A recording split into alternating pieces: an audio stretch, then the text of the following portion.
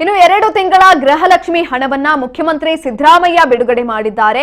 ಆದಷ್ಟು ಬೇಗ ಫಲಾನುಭವಿಗಳ ಖಾತೆಗೆ ಜಮಾ ಮಾಡಲಾಗುವುದು ಅಂತ ಮಹಿಳಾ ಮತ್ತು ಮಕ್ಕಳ ಅಭಿವೃದ್ಧಿ ಸಚಿವೆ ಲಕ್ಷ್ಮೀ ಹೆಬ್ಬಾಳ್ಕರ್ ಈ ಕುರಿತಾಗಿ ತಿಳಿಸಿದ್ದಾರೆ.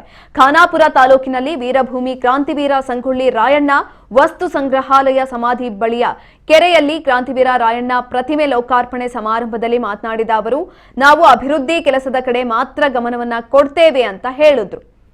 2 ತಿಂಗಳ ಗೃಹಲಕ್ಷ್ಮಿ ಹಣ ಬಿಡುಗಡೆ, ಶೀಘ್ರವೇ ಗೃಹಲಕ್ಷ್ಮಿ ಹಣವನ್ನ ಜಮಾ ಮಾಡಲಾಗುತ್ತೆ ಅಂತ ಬೆಳಗಾವಿಯಲ್ಲಿ ಸಚಿವೆ ಲಕ್ಷ್ಮೀ ಹೆಬ್ಬಾಳ್ಕರ್ ಹೇಳಿಕೆಯನ್ನ ಕೊಟ್ಟಿದ್ದಾರೆ.